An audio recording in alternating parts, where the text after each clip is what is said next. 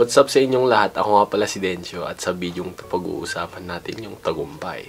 Ang dami-dami lang taong nagtatanong sa akin kung paano sila magsisimula ng YouTube, ano yung gagawin nila para sa mga to. Kahit hindi lang sa YouTube at kahit na kahit anong field pa yan na gusto mong tahakin, may impormasyon akong ibabahagi sa'yo.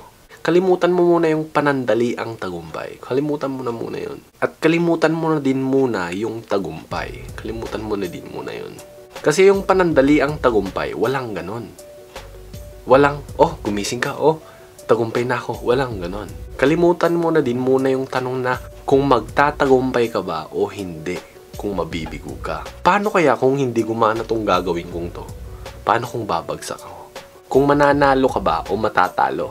Ito kasi yung napagtanto ko. Ano bang mas mahalaga kaysa sa tagumpay? Sige nga.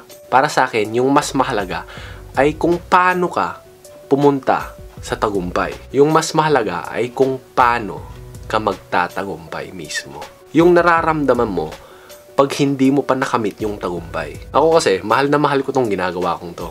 Gusto ko yung prosesong ito, yung ginagawa kong to, gustong gusto ko to. Na parang mas gusto ko pa yung pagpunta ko doon sa destinasyon ko kesa doon sa mismong destinasyon na pupuntahan ko. Mahal ko tong ginagawa ko na kahit ni sentimo, nickel o kahit ano, hindi ko sisingilin sa'yo to.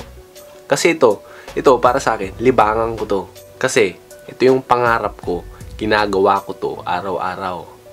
Hindi lang ako nananaginip, hindi ko yun. I'm not dreaming, man. I'm living it every day, bro. At para sa akin, yun yung totoong tagumpay. Ito kasi yung natutunan ko sa panahon ngayon. Lahat na ng tao gusto yumaman, gusto sumikat.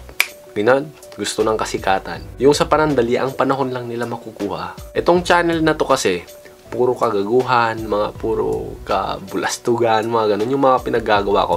Pero at the same time, nagbibigay ako ng apoy sa mga taong gusto ring gumawa ng mga ginagawa ko. O kahit na ano pa man, yung mga taong may mga pangarap din, nakukurot ko yung mga puso nilang gano'n. Ginaganon ko, tangina, gawin mo yan. Ganun. Alam mo yun, nakakatik ko, binibigyan ko sila ng apoy ko. Tangina, masunog ka na, mamatay ka na. Alam mo yung ibig kong sabihin. Kasi alam mo yun, pag nakurot mo yung mga damdamin ng ibang tao, yun yung priceless, walang bayad yun, man. Alam mo yun, hindi mo mababayaran yun. Kung paano ko nagising yung mga puso nila para gawin yung mga passion din nila. Kasi itong channel na to, hindi lang para sa akin, para rin sa mga taong may gusto.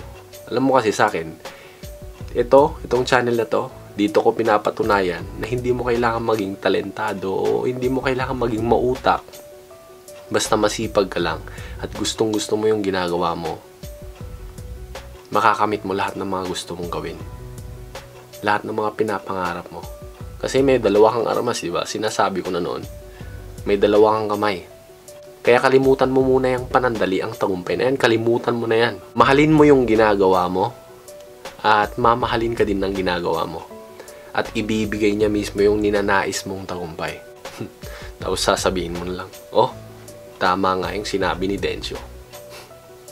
Yeah. Sagapin mo lahat ng mga positibong enerhiyang pinapadala ko sa'yo. Mga ganyan, galing lahat yan kay Son Goku. Ganon. Iwasan mo lahat ng mga negatibong tao. Ang mas mahalaga kesa sa destinasyon na gusto mong puntahan ay yung pakiramdam ng pagpunta mo doon at kung paano mo pupuntahan yun. Ako nga pala si Dencio at nanonood kayo ng Denial Denjay TV. Kakaiba tong video ganito ngayon. Hindi ko alam, medyo na-inspire lang ako. Ganon, ganon. Tapos ginawa ko na. So, ayun, ako nga pala si Dencio at nanonood kayo ng Denial Denjay TV. Ayun, inulit ko na naman. Mag-subscribe kayo sa baba, huwag niyong kakalimutan at mag-leave kayo ng thumbs up. Leave ng thumbs up. I-like niyo tong video to at mag-comment kayo. Hanggang sa muli. Paalam. Isa akong alamat at alam ko yun. Shhh, babush.